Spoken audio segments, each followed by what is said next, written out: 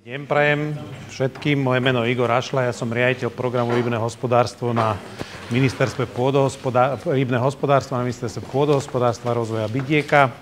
V podstate mojou úlohou je riadiť program, ktorý prerozdeľuje fondy, ktoré nám poskytla Európska únia v programovom období 2021 až 2027. Vyhlásenie výzvy je samozrejme ten základný nejaký rámec. Výzva sa vyhlasuje v rámci nejakej priority únie s nejakým špecifickým cieľom a má nejaké oprávnené aktivity. Tie oprávnené aktivity jednak my nejakým spôsobom máme v programe zohľadnené, akým spôsobom ich máme skontrolovať a akým spôsobom tieto ukazovatele naplňame. A rovnako platí to a zase aj z druhej strany, že aj vo vašej žiadosti musíte nejakým spôsobom, keď o niečo žiadate, naplňať nejaké ukazovatele. A myslím si, že je to všetkým zrejme a jasné. Po skončení vyhlási sa výzva, dojde k oficiálnemu vyhláseniu výzvy. Tá výzva je zverejnená na stránke Ministerstva pôdohospodárstva, rovnako je zverejnená na stránke eurofondov, na stránke MIRI. A v podstate výzvy sa delia na otvorené a v podstate uzatvorené. My máme otvorenú výzvu, to znamená, že opakujeme kola tie výzvy, až kým neminieme v rámci tej jedného špecifického cieľa na výzvu vyčlenené prostriedky.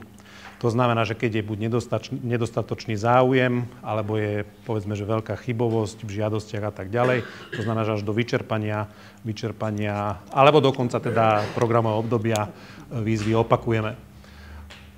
Skončí kolo výzvy, my zoberieme a začíname vyhodnocovať podané žiadosti, s tým, že výzva ďalšia sa automaticky sama ako keby obnoví a je druhé kolo. V konkrétnom kole začíname s vyhodnocovaniami žiadosti, kde v podstate prichádza k tomu, že my tie žiadosti, naši overovatelia tie žiadosti zoberú, skontrolujú, či tá žiadosť administratívne ju overia. V tom procese v podstate kontrolujú sa podmienky poskytnutia príspevku, ktoré sú to podmienky, ktoré musia byť splnené na to, aby tá žiadosť vôbec prešla do procesu, aby prišlo v podstate k podpisu zmluvy. V prípade, že sú tam nejaké nejasnosti, riadiaci orgán prístupí k tomu, aby vás vyzval na doplnenie, prípadne vysvetlenie nejakých skutočností. Kedysi bolo tých podmienok poskytnutia príspevku veľmi veľa. My sme v princípe teraz my sme to zjednodušili a spravili sme to tak, že máme 7 PPP podmienok a 9 potom ostatných skutočností. To znamená, že 7 podmienok musíte mať splnený predtým, ako podáte samotnú žiadosť. A ostatné podmienky môžete plniť aj po podaní žiadosti medzi časom podania žiadosti a uzatvorením zmluvy. Ten proces je to administratívne overenie, to je v podstate to splnenie tých podmienok poskytnutia príspevku. A takisto žiadosti prechádzajú aj do fázy odborného hodnotenia. Odborné hodnotenie znamená to, že sú určití hodnotitelia, ktorí sa prihlásili takisto v rámci výzvy, ktorú sme vyhlásili a posudzujú tie projekty v zmysle nejakej zmysluplnosti, plnenia svojho účelu alebo svojho zamerania alebo nejakého vecného logického celku. Posudzujú sa tie žiadosti, v podstate existujú len dva spôsoby kritérií. Sú to vylučujúce kritéria a bodové. V prípade vylučujúcich kritérií len pri jednej tom kritérii nesplnenom a žiadosť je automaticky zamietnutá a v bodových kritériách potom v podstate dochádza k tomu, že sa dáva nejaké bodové ohodnotenie jednotlivé žiadosti a dáva sa nejaká váha v podstate tým kritériám alebo účelu, ktoré má tá žiadosť plniť. V procese vyhodnocovania tých žiadostí samozrejme posielame výzvy na doplnenie a v prípade úspešnosti toho projektu a odstránenia všetkých pochybností dochádza k rozhodnutiu, ktoré je v podstate taký moment tesne pred podpisom zmluvy, kedy my sa zmluvne teda s vami zaviažeme, respektíve sme zmluvne zaviazaní a prechádzame do fázy tzv. Implementácie projektu, kde sa neskôr kontrolujú už potom žiadosti o platbu, verejné obstarávanie a podobne. Máme udržateľnosť projektov 3 roky, to znamená, že po 3 rokoch v podstate každý rok sa podávajú nejaké monitorovacie správy. Po 3 rokoch prichádza v podstate k poslednej následnej monitorovacej správe, kedy projekty uzatvárame a v podstate náš zmluvný vzťah v tomto zmysle končí. Čo sa týka fyzického predloženia tých žiadostí je možné podať len cez systém ITMS 21. Je to v podstate systém na komunikáciu s riadiacim orgánom. Čo je veľmi dôležité, v princípe je to jednoduché, vyzerá, že je tam napísané veľa bodov, ale v princípe je to jednoduché. Treba sa zaregistrovať v tomto systéme ITMS 21. Systém je veľmi intuitívny, poskytuje v podstate také vodítka cez rôzne rolovacie menu. Je v podstate prispôsobené tomu, že akým spôsobom tá výzva je pripravená a na ktoré špecifické ciele je zameraná. Ako som povedal, momentálne máme vyhlásenú výzvu v priorite 2.1 podpora udržateľných akvakultúrnych činností, posilnenie konkurencieschopnosti akvakultúrnej produkcie pri súčasnom zabezpečení dlhodobej environmentálnej udržateľnosti týchto činností. Tých 7 PPP podmienok, ktoré som spomínal, v podstate tie výberové a hodnotiace kritéria pre výber projektov, v podstate tam je popísané, čo všetko musíte splniť, ale v princípe všetky tieto podmienky, aj na podmienky poskytnutia príspevku, ako aj ďalšie skutočnosti sú popísané priamo vo výzve. To znamená, ktoré to sú, akým spôsobom ich my skontrolujeme a akým spôsobom ich vy preukazujete. Čiže je to tam v podstate pomerne jasne zadefinované. V súčasnosti máme vyhlásenú výzvu, ktorá je zameraná na modernizáciu alebo budovanie nových akvakultúrnych zariadení a zníženie energetickej náročnosti akvakultúrnych zariadení. To znamená, že v podstate ide o budovanie nových akvakultúrnych prevádzok, to znamená, že buď udržanie alebo navyšovanie produkcie rýb ako takých. Onedlho vyhlásime, máme pripravenú výzvu na spracovne, to znamená, je to tá ďalšia fáza po odchove rýb, prichádza na fáza spracovania. Tam bude možné si samozrejme možnosť refundovať výdavky spojené so spracovaním rýb a uvádzaním rýb na trh. Čo sa týka takej zásadného problému v minulosti, ktorý sme mali, ten sme sa pokúsili odstrániť tým, že v podstate naši žiadatelia mávali kedysi v minulosti problém, že potrebovali sme preukázať súvis ich činností vo vzťahu k výzve, zápisom činnosti teda v obchodnom registri. Kedy vznikol taký problém ohľadom zápisu chovu rýb, čo bola veľmi špecifický zápis v obchodnom registri, upustili sme od toho a v podstate sme sa dohodli na tom, že budeme uznávať aj najmä tieto 4 v podstate, ako by som povedal, tie obchodné činnosti. To znamená, že to poľnohospodárstvo a lesníctvo, včítanie predaja nespracovaných poľnohospodárskych a lesných výrobkov za účelom spracovania alebo ďalšieho predaja. Je to poskytovanie služieb pre poľnohospodárstvo, záhradníctvo, rybárstvo, lesníctvo a poľovníctvo. Je to chov hospodársky významných sladkovodných rýb, ktoré nie sú okrasnými rybami a v neposlednom rade je to chov hospodárskych zvierat alebo hospodársky významných zvierat, ktoré sú chované na účely ekonomického zhodnotenia. Takisto máme aj veľmi výnimočne, ale máme aj samostatne hospodáriacich roľníkov, ktorí stačí na to, aby nám preukázali nejaký vzťah tej akvakultúre potvrdením zo strany obce, že teda túto činnosť vykonávajú. Aktivity projektu, pýtajú sa nás veľmi často a veľmi konkrétne odpovede od nás žiadatelia chcú vedieť, najmä v oblasti, ktoré to vlastne sú tie hlavné aktivity toho projektu.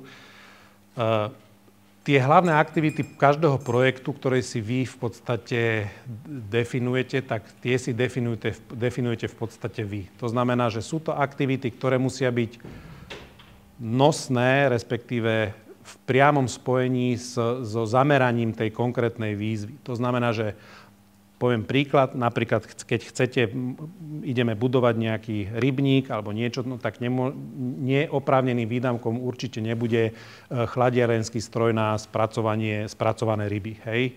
Veľmi oprávne to poviem. To znamená, že vždycky v podstate sa vždycky ide za tým špecifickým cieľom tej výzvy.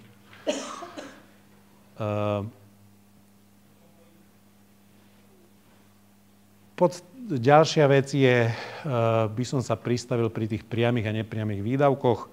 Tie priame výdavky, to sú v podstate všetky výdavky, ktoré sú spojené pri realizácii práve tých hlavných aktivít. To znamená, že tam je napríklad nákup techniky, stavebné úpravy, inštalácia fotovoltiky za určitých podmienok a tak ďalej. A potom sú nepriame výdavky, ktoré nesúvisia priamo s tou hlavnou aktivitou, ale takisto sú oprávnené v rámci tejto výzvy. Je to napríklad komunikačné nejaké výdavky, viditeľnosť, výdavky na obstarávanie služieb a podobne.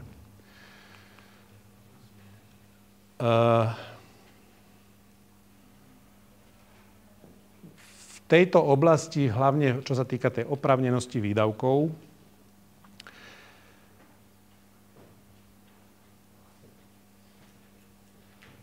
je to taká veľmi špecifická časť, kde by ste, respektíve žiadatelia by od riadiaceho orgánu častokrát chceli a sa veľmi konkrétne opýtajú, môže toto byť, je toto oprávneným výdavkom? Niekedy vieme, nemali by sme odpovedať veľmi priamo, že áno, toto je určite oprávnený výdavok, mal by o tom rozhodovať práve ten odborný hodnotiteľ, ale snažíme sa vždycky odpovedať takým spôsobom, respektíve naviesť toho žiadateľa, aby v tom bolo čo najväčšie jasno a aby tí žiadatelia vedeli teda sa sami zorientovať v tom v podstate, akým spôsobom postupovať. Druhá veľmi dôležitá otázka bola, že odkedy je v podstate oprávnenosť uplatňovania si výdavkov. Tie výdavky je možné uplatniť od schválenia v podstate programového obdobia, to znamená od 1. januára 2021. To znamená, že aj výdavky, ktoré boli vykonané v minulosti, sú preplatiteľné, ale má to jedno špecifikum. A to špecifikum je také, že tie výdavky, keď vy si niečo kúpite, niečo urobíte, nejakú stavebnú činnosť napríklad a tak ďalej, musí byť v nejakom logickom a nejakom náväznom celku v rámci tých hlavných aktivít s tým, že ale nesmie tie hlavné aktivita nesmie byť ukončená. To znamená, že poviem príklad, vy ste pred 2 rokmi začali stavať nejakú, nádrž na chov rýb, máte tam nejaké okysličovanie, máte tam nejaké, rozvody vody, máte tam nejaký ohrev vody a tak ďalej. Toto všetko ste spravili v 22. roku. Je to oprávnený výdavok, ale len v prípade, keď hlavná aktivita, to znamená, že posledná časť toho celého projektu, kým nebola teda, tá musí byť skončená až po podaní tej žiadosti o nenávratný finančný príspevok. To znamená, musí to byť spravené tak, že posledná časť toho projektu, nech je to ktorákoľvek, musí byť ukončená až po podaní tej žiadosti. Neviem, či som to... Nemusí byť hlavná. Tie aktivity, oni spolu súvisia, hej, že... Dajte otázku. Automobil. Áno. Keď nám dokúpim pätňu prepravnú... Vtedy je to ukončené. Takže ju kúpim až potom, auto... Áno. Postavím rybník. Ale to auto je v užívaní. Veď áno, veď v poriadku. Ale tá bedňa nebola, Tá hlavná aktivita je skončená, v podstate nákup bolo automobil a tak ďalej, to bola tá hlavná aktivita. Dokúpite tú bedňu, je to ukončené. Ak by hlavná aktivita bolo materiálno-technické vybavenie akvakultúrnej prevádzky, Áno. ktorá vznikla v roku 2022, čiže v oprávnenom období, čiže všetky nákupy, ktoré sme realizovali, ale napríklad kúpili sme traktor a potrebujeme ešte k nemu nakladač, tak vlastne je to ukončené, nie je to ukončené? Nakladač znamená čo? Definícia. Predná vidlica na traktor. Hej, otázka je, či tá aktivita, tá vidlica, teraz prichádza ten odborný hodnotiteľ, ktorý povie, že či tá vidlica je naozaj, sa vzťahuje k tomu projektu, do akej miery a či je možné tú vidlicu použiť v rámci tých oprávnených aktivít. Rozumieme sa, že ja rozumiem, kam tým smerujete. Mali sme také prípady napríklad, že mali traktory na nejakú manipuláciu, ale už hodnotiteľ neuznali, že napríklad, že kosačku nadstavec, hej, že to už nesúviselo s tým napríklad úprava hrádzi, alebo proste materiálno-technické vybavenie na úpravu hrádzi a nemôžem si dokúpiť kosačku? Na traktor? To je v poriadku, to je hlavná aktivita projektu, to súvisí, hej, že on musí určiť že či tie vidly máte s čím súvisia. Na prepravu begov, krmiva. Podľa mňa to je v poriadku. Ja z môjho pohľadu, to je presne, som sa dostal do situácie, kde som sa nechcel dostať, aby som konkrétne neodpovedal, hej, že naozaj je to na tom odbornom hodnotiteľovi, ktorý logiku toho projektu vyhodnotí alebo odobrí. Čo bola napríklad ďalšia otázka, bola uplatniteľnosť DPH. DPH je veľmi špecifická vec. Viem, že existujú prípady, kedy DPH si nemôže podnikateľ nárokovať. V prípade, že by si ju nárokoval naspäť z daňového úradu alebo nejakým spôsobom si ju započítaval, nemôžeme tú DPH preplatiť, pretože by dochádzalo ako keby k dvojitému narábaniu s tou DPH, keď to tak poviem. Nie je to v tomto prípade dvojité zdanenie, ale tá DPH by v podstate v celom tom kruhu vystupovala dvakrát. To znamená, že v prípadoch, kedy DPH nie je uplatniteľná, vtedy môže byť súčasťou oprávnených výdavkov. Zjednodušene povedané, kto nie je pláca DPH, tak vlastne tá DPH je jeho nákladom a nejako sa neoddeluje a teda je tým pádom, čiže to z účtovného hľadiska to nepustí. Áno. Ešte som mala nejakú otázku. Aha. Ak ide o hospodárnosť tých výdavkov, ktoré boli ešte pred zverejnením výzvy. Áno. Napríklad, hovorím, bolo to v tom oprávnenom období, ale už sme nakúpili nejaké prepravné bedne. Bavíme sa teraz, predpokladám, že smerujete k obstarávaniu. Áno. Smerujete k obstarávaniu alebo k ponukovému konaniu, to znamená, že k prieskumu trhu. Tá oprávnenosť, narážame na jeden problém. Tento problém nie je úplne ešte doriešený s centrálnym koordinačným orgánom. V princípe by to malo byť v poriadku, len prichádzame k jednej veci, že napríklad môže byť porušená transparentnosť toho postupu obstarávania. Ako preukážem hospodárnosť, keď v danom čase 2 roky... Hospodárnosť môžete napríklad s znaleckým posudkom. To je alebo nejakým ideálne znalecké. A nevyriešil by to katalóg jednotkových nákladov? Vyriešil by to katalóg. A on by vyriešil v podstate nielen toto by vyriešil, ale aj to zjednodušenosť vykazovania tých výdavkov by bola omnoho efektívnejšia. To znamená, že nemuseli by sme veľa vecí pozerať. Je to jedna z tém, ktorú máme rozpracovanú. Čiže uvažujete nad tým, Áno, samozrejme. Dobre, ďakujem. Dobre, keď sú není žiadne otázky, veď môžeme sa k tomu ešte potom vrátiť. Toto v podstate je to, o čom sme sa rozprávali, vlastne toto je ten slajd, o ktorom sme sa momentálne rozprávali. Ja potom samozrejme túto prezentáciu dám k dispozícii a z mojej strany je časť tejto prezentácie uzavretá. Nech sa páči, poďte sa ešte pýtať, ak chcete, alebo čokoľvek sa chcete opýtať, tak sem. Ďalšia výzva, plánujeme ďalšiu výzvu vyhlásiť v koncom apríla. Tá by mala byť určená práve na tie spracovne. Tam predpokladám, že práve toto budú všetko otázky, ktoré budú tam smerovať. My by sme veľmi tam chceli niektoré, aj jeden z vašich kolegov mi včera poslal e-mail, kde sa pýtal, kde dal niekoľko návrhov na zlepšenie, zjednodušenie. Niečo budeme vedieť spraviť, niečo nebudeme určite vedieť spraviť, to už viem teraz, niečo sme dokonca už aj spravili. Ja by som bol veľmi rád, keby sme napríklad, čo sme vyhodili z výzvy, sme vyhodili napríklad záložné práva, čo bol veľký problém najmä pre spolufinancujúce banky.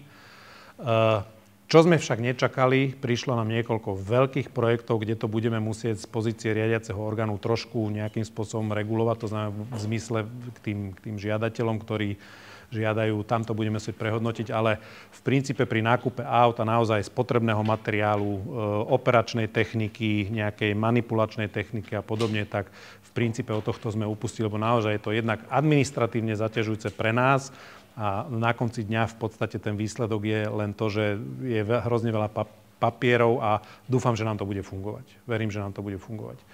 My zo zákona máme povinnosť tie príspevky z tej Európskej únie nejakým spôsobom kontrolovať, samozrejme chrániť tie peniaze, aby nám neušli. Nie len teda záložné právo je na tú kontrolu tých európskych peňazí, ale keď máme samozrejme nejaké podozrenie, že v nejakých projektoch niečo škrípe a tak ďalej, máme z našej vlastnej možnosti ísť na kontrolu tých projektov, môžeme tam dať nejaké nápravné opatrenia, proste máme na to páky, akým spôsobom. Čiže z tohto dôvodu sme sa rozhodli od toho upustiť. Toto bolo jedno opatrenie a druhé bolo napríklad, čo by sme chceli vyhodiť, zatiaľ sa nám to ešte nepodarilo, je to nešťastné tlačivo z toho okresného úhradu ohľadom tej EI a tej Natúry 2000. Ja mám za to v podstate to nespôsobovať významnú škodu je obrovská európska agenda, ktorá ide naprieč všetkými operačnými programami. Pre program Slovensko je celý odbor veľký, ktorý sa len tomuto venuje a v programe Slovensko agenda DNSH je zapracovaná. My to zapracované v našom operačnom programe nemáme, ale vzťahuje sa na nariadenie o taxonómii, kde my tieto klimatické výzvy musíme nejakým spôsobom riešiť. Ja mám za to, že napriek tomu, že by sme to mali riešiť, ja stále tvrdím, ale zatiaľ sme nie úplne dostatočnú odpoveď dostali na to, že či by sme to my mali vôbec riešiť, pretože ja si myslím, že všetky opatrenia, ktoré z toho nariadenia vyplývajú, sú v rámci programu Rybné hospodárstvo splnené už najmä pri stavebnom konaní sa bavíme napríklad o EI. Nedostanete stavebné povolenie bez toho, aby stavebný úrad sa nevyjadril k EI, k Nature 2000, k vysporiadaniu odpadového hospodárstva, veterina, spracovanie proste kadáveru, odpadu a tak. Čiže tieto veci vy už máte dávno vyriešené. A ja by som hrozne chcel, aby to tam nebolo. Zatiaľ sa nám to nepodarilo, máme to v PPP podmienkach, čiže je to jedno také tlačivo, ktoré ten okresný úrad vám bude musieť nejakým spôsobom vydať, ale predpokladám, že je to naozaj len administratívna, ale bohužiaľ momentálne to tam stále je. Čiže to sú také dve zásadné veci. Ešte možno, že k tomu systému financovania vieme predfinancovať, refundovať a vieme zálohové platby dávať samozrejme je tam potom rôzny spôsob zúčtovania, ale to už potom priamo v konkrétnych tých žiadostiach sa rieši, akým spôsobom sa bude postupovať. Do konca budúceho roku by sme mali mať minuté z fondu 5,5 milióna eur, respektíve 6 miliónov eur. To znamená, že dúfam, že budeme úspešní a nebudeme mať žiadny tzv. Ten decommitment, to znamená, že v podstate funguje to tak, že tá peniaze, ktoré neminieme do tohto míľnika, tak tie nám ako keby Európska únia zoberie z celkového toho balíka, ktorý nám preschválila, ale dúfam, že to tak v tomto prípade nebude a dokonca budeme musieť ešte realokovať nejaké peniaze v rámci výzvy, lebo si myslím, že budeme mať projekty, ktoré sú momentálne v tomto kole výzvy sú podané. Posledná informácia moja sú 2 ostré žiadosti, to znamená, že 2 podané žiadosti, ale je tam veľa žiadostí, ktoré sú rozpracované, myslím, že ich bolo 10. Do tých rozpracovaných nevidíme, do ostatných vidíme a v podstate začíname ich vyhodnocovať 1. aprílový týždeň. Áno, nech sa páči. Zálohové platby je to, priznám sa, že toto neviem vám povedať, že v akej výške, ale myslím si, že je to na dohode s riadiacim orgánom. Myslím, že tam... Dobre. Dobre, je to na dohode medzi riadiacim orgánom a tým žiadateľom. Áno, nech sa páči. Áno. Dajte. Veci, ktoré tam nie sú v tejto výzve, no. ktoré ste zabudli. Vypol sa mikrofón, dlho nebol zapnutý. Do spodu strašne možný. Podrža. Svieti na zelenom. Hej? Tak by ma svietil.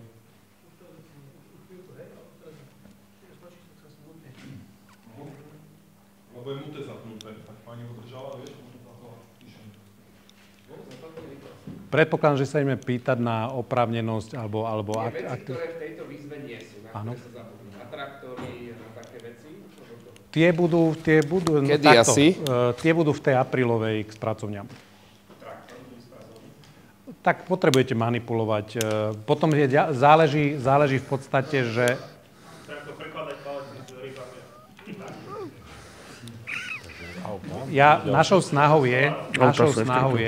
Mojou snahou je, aby sme vyhlásili maximálne 3-4 výzvy, to znamená 3-4 obsahové výzvy, do ktorých sa budeme snažiť.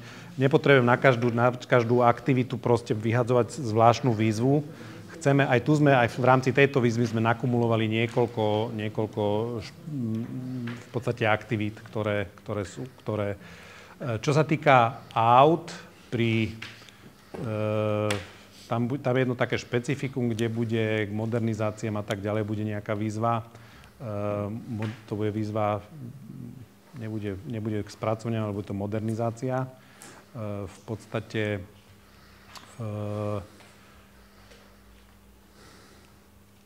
ja si zase teraz niečo poviem, že čo si ja myslím a odborný hodnotiteľ, čo ťa vyhodí, ale keď vy mi preukážete napríklad, že ten traktor potrebujete k modernizácii vášho podniku, ja si myslím, že v tomto zmysle, ak sa to dostatočne odôvodní, to znamená, že zrýchlite procesy, zmodernizujete prevádzku a tak ďalej, že by to mohlo... V tejto, ktorá je? Napríklad. Len není tam vymenovaná. N1, N2, N3 stroje a nie traktory. T-čko tam chýba. Hej? Čiže buď stroj, pozriem sa na alebo tam traktory chýbajú. Hej? Pozriem sa na to, dobre. A je to že aktivity, ktoré máme už, a čím neskôr vypíšeme ďalšiu výzvu, tým to bude horšie. Hej? Lebo veľa ľudí napríklad má traktory kúpené, robia, a čím neskôr vypíšeme výzvu, cez ktorú by sa to dalo robiť, tým to bude horšie. Horšie a horšie, si myslím. Dobre. Lebo ten traktor... Beriem si to ako domácu úlohu. Lebo už neviem, čo k nemu budem dokupovať za chvíľu, keď som na začiatku kúpil skoro všetko k tomu, s príslušenstvom, lebo som si myslel, že to dám. Hej? Ale však my sa porozprávame ešte. Však to není to nejaké tajomstvo, to je v podstate...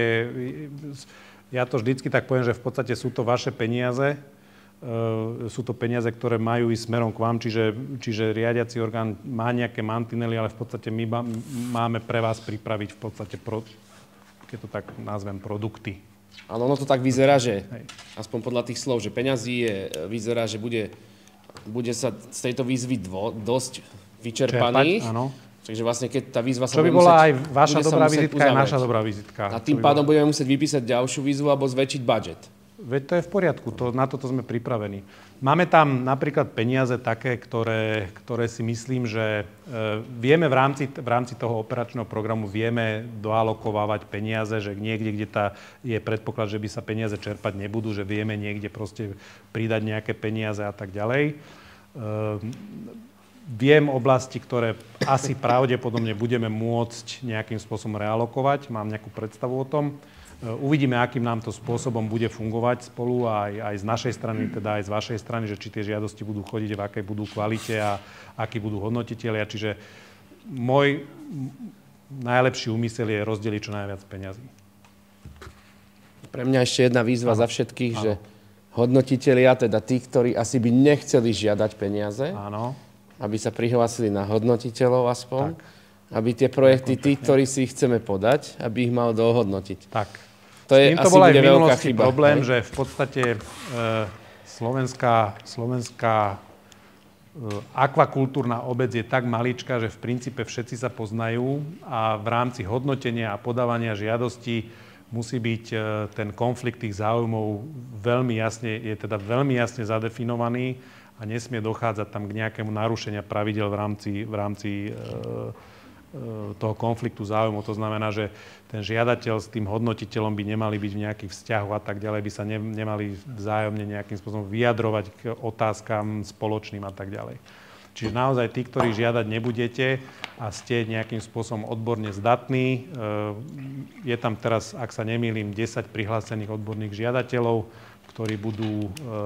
ktorých prehodnotíme, vyhodnotíme, či sú spôsobili, nie sú spôsobili, zaradíme ich do databázy a v podstate od marca ich dáme rovno na to, od apríla ich dáme na vyhodnocovanie už tých projektov. Není predpis, čím viacej, tým lepšie, lebo máme také, v podstate je to tak, že tí odborní hodnotitelia, ktorí sú, vyhodnocujú nejakým spôsobom projekty. Každý projekt vyhodnocujú dvaja, to znamená, že mali by sa zhodnúť. Keď sa nezhodnú, nastupuje tretí, potom jeden zase nemôže, tretí chce žiadať, toto proste je to komplikované, ale myslím si, že teraz tam máme dosť ľudí. Ak sa nemýlim, sú tam aj dvaja ľudí z Čiech, sa nám tam prihlásil niekto, ale nie som si úplne istý. Má to kolega na starosti, len viem, že mi hovoril v pondelok, že máme tam nejaké ďalšie dve žiadosti, až neviem, či mi nehovoril, že boli z Čiech. No. Čiže ja by som ešte chcel povedať, že čo je veľmi dôležité, je, že viem, že keď zavoláte k nám na odbor a sa niečo chcete opýtať, tak do telefónu len poviete, že ale ja sa len chcem niečo opýtať. Pre nás je to veľmi komplikované z toho dôvodu, že niekedy aj otázka, ktorú položíte, aj keď ju v maili napíšete, ona sa môže stať jednoznačná, ale z nášho pohľadu vie byť veľmi komplikovaná. Čiže ja by som bol za to, keby sme radšej komunikovali mailom. Viem, že teraz sme nejaký čas sme na otázky neodpovedali. Ja som aj slúbil kolegom tuto pred týždňom, že budú otázky zodpovedané, ale teraz už viem, že naozaj budú zodpovedané. Máme.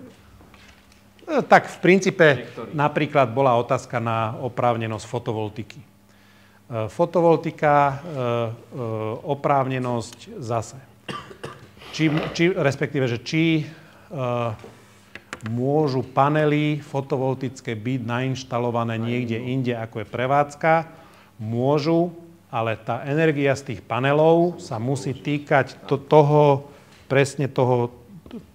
tej podstaty toho projektu. Hej, že nesmiete dodávať do siete, nesmiete z toho napájať iné prevádzky, ako keby, hej, čiže musí sa to toho týkať.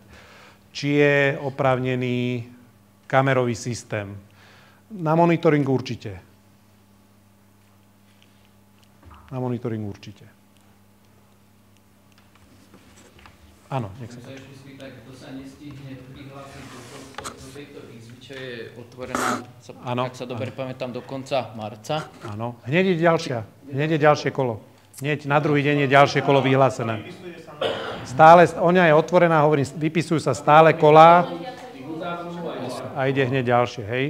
Potom, keď zistíme, že nemáme peniaze, tak buď to nejakým spôsobom dopracujeme, alebo potom uzavrieme tento špecifický cieľ a už sa zaoberáme len ostatnými výzvami.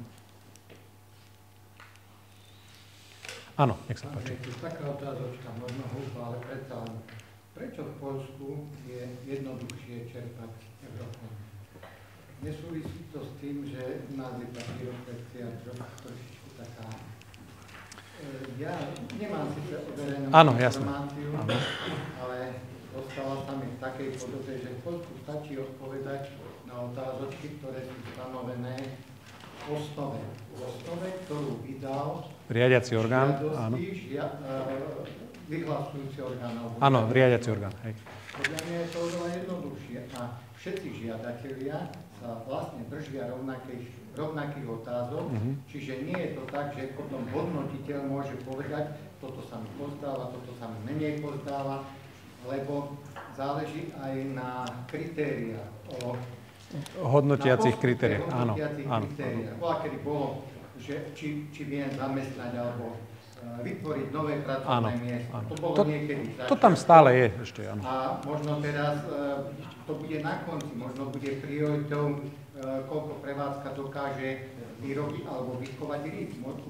Rozumiem, áno. Ale jednoznačne v tom Poľsku je to jednoduchšie. Prečo je to tak? A či my, alebo vy ako riadiaci orgán neviete preto urobiť trošičku viac, aby situácia bola zjednodušená? Ja mám, keď to otočíte z môjho pohľadu, ja mám úplne rovnaký problém, ako máte vy. Ja tiež chcem menej papierov. Moji ľudia tiež chcú menej papierov. My máme napríklad teraz otvorený systémový audit. My sme program, neviem, či som to spomínal, alebo nie, náš program Rybné hospodárstvo je tak maličký, že my nepatríme pod program Slovensko. To znamená, že na jednej strane máme autonómiu, akú v podstate v príprave našej riadiacej dokumentácie a toho, akým spôsobom tie výzvy budeme manažovať, ale na druhej strane sa musíme dodržiavať, máme centrálny koordinačný orgán, kde musíme dodržiavať zákon o verejnom obstarávaní, musíme dodržiavať hrozne veľa regulácií, ktoré sú jednak na národnej úrovni, ale hlavne v rámci Európskej únie. Hej, čiže my musíme slovenské a európske zákony proste a snažíme sa vždycky čo najjednoduchšie to urobiť a v niektorých momentoch už dneska si myslím, že sme, nepoviem, že na hrane, ale áno, viem o tom, že v Poľsku je to jednoduchšie. Áno, nech sa páči.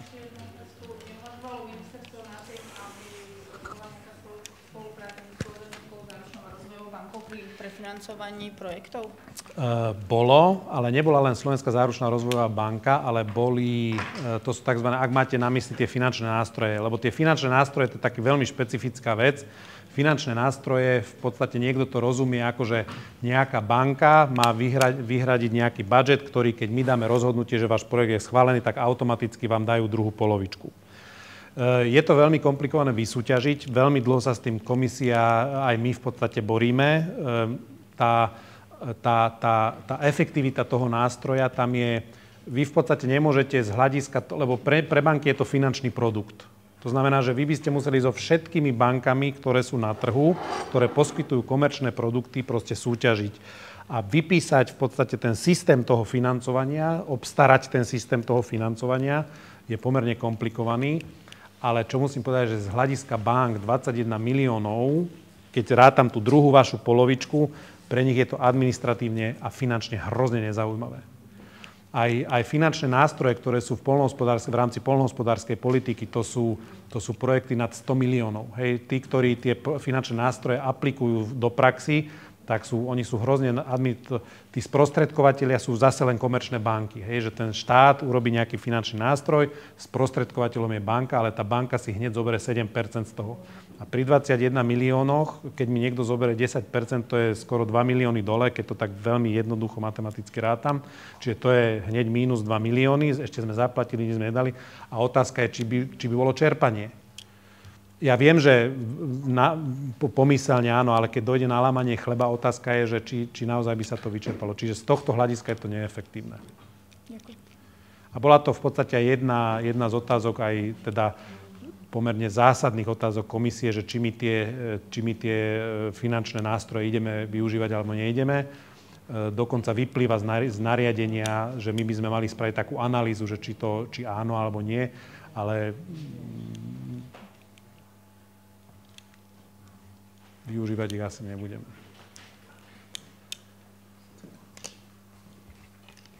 Áno, nech sa páči. Ak môžem ešte ja jednu otázku. K oprávnenosti žiadosti ako takej. Áno. Naražam na to, že vo výzve sa píše pri klietkových chovoch, že oprávnené sú modernizácie a píše sa tam striktne prechodom na moderný kruhový tvar klietok. Že či je to nejaká podmienujúca Viete, čo není. Tam kruhového tvaru, bol tam pôvodne, tam bol oválny, potom tam bol kruhový, ale myslím si, že toto nebude nejaký limitujúci prvok v rámci toho celého. Dobre, to ma ukludnilo. Niečo konkrétne by som k tomu potreboval, ale zase ja niečo odpoviem a ide len k tomu, že aby to nebolo len na tie kruhové, lebo tak je tam čo modernizovať. Ono je to dosť špecifický chov, tam není veľa na modernizáciu, len pláva to na vode, veľa tam toho nie je, čiže tým pádom, aby tá žiadosť, keď sa už bude na nej pracovať, aby vôbec bola uplatniteľná, aby nebola nezmyselná. Ďakujem. Dobre, myslím, že keď už nie sú ďalšie otázky, ďakujem pekne za váš čas.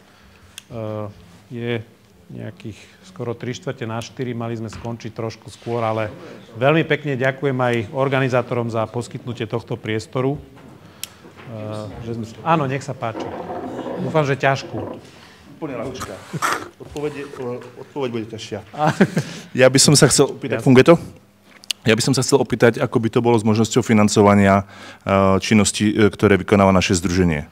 Či by sme to vedeli nejako vymyslieť? V rámci programu je aj priestor na poskytnutie takúto výzvu. Ide o združovanie, neviem úplne teraz presne, ak sa to volá, ale organizácia združovania alebo také niečo. Niečo tam... Nie, tam je, to sa presne sa to volá. Ale áno, je tam organizácia... Máte na mysle odbytové združenie? Nie. Ten špecifický cieľ sa tak volá. Áno, určite bude niečo také.